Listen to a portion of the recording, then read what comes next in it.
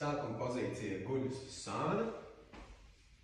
Tātad augšējā kāja ir priekšā, apakšējā ir tiešais plecu nevis atslābinot, bet turam uz leju. Un sasprindзinamies, paceļamies taisnā sāna balstā. Un lēnām ar gurniem sniedzamies pēc grīdas un atpakaļ augšā. Lēnām vienmērīgi pieskaramies grīdai un pārspīlēti ceļam savu ķermeni uz augšu.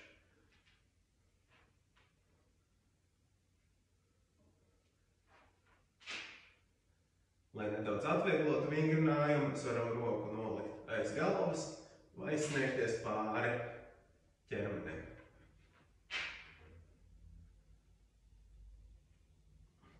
Un atkārtojam arī uz otru pusi.